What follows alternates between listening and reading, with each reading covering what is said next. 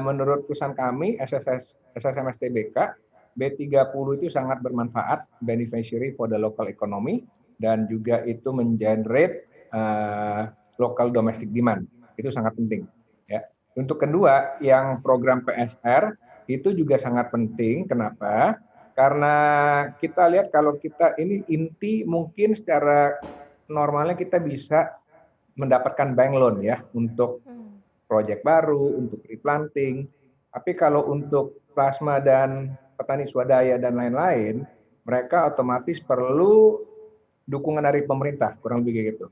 Kebenaran kalau SSMS Tbk sawitnya itu relatif muda, kami baru memasuki early prime, jadi kita mantau dan monitor program PSR terus, tapi saat ini kita masih belum ada rencana immediate untuk melakukan PSR tersebut. Kurang lebih gitu, Maria. Oke, tapi di luar dari mungkin lahan milik SSMS, selebihnya memang banyak ya Pak, lahan-lahan sawit mungkin yang dalam kategori umur tuh sudah tua dan butuh masuk ke dalam peremajaan atau program peremajaan ini? Ya, kalau dari mana yang tua atau masih relatif muda, saya nggak punya exact datanya. Cuma kalau menurut para analis dan financial advisor, itu memang supply CPO ke depannya itu akan cenderung menurun. Karena apa? Karena age profile-nya. Ya. Khususnya contohnya saya kasih contoh di Malaysia itu mungkin udah reach prime itu di akhir tahun lalu. Ya. Di Indonesia itu mungkin bisa reach prime-nya itu di tahun ini atau awal tahun depan. Ya, setelah itu cenderungnya production akan menurun karena age profile-nya memang sudah melewati prime. Kurang lebih kayak gitu. Oke, kita coba bergeser begitu ya dengan rencana terkait mengenai B30 ini. Seperti apa sih sejauh ini Pak yang Anda lihat begitu ya dalam program biodiesel ini, kendalanya, pengembangannya, prosesnya, timeline-nya ini seperti apa sih Pak? Kalau kendala saya rasa tidak ada ya Mbak ya. Karena sejauh ini tahun lalu 2020, walaupun kita lihat itu ada COVID pandemic, sebagai perusahaan sawit, SSMS Tbk tidak mengalami kesulitan atau kendala.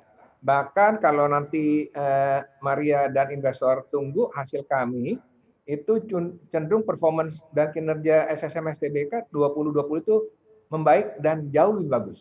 Ya. Berarti Jadi, tidak ada kendala ya. Tapi ada. kalau dari sisi demand sendiri seperti apa Pak Hartono? Kalau demand yang saya bilang, ada dengan program B30 ini sangat membantu dari segi demand keseluruhan ya. Yang saya bilang itu B30 otomatis mendongkrak domestic demand ya. Jadi supaya kita sebagai negara Indonesia itu tidak terlalu reliance on foreign demand. Itu yang penting buat para investor mengetahui dulu.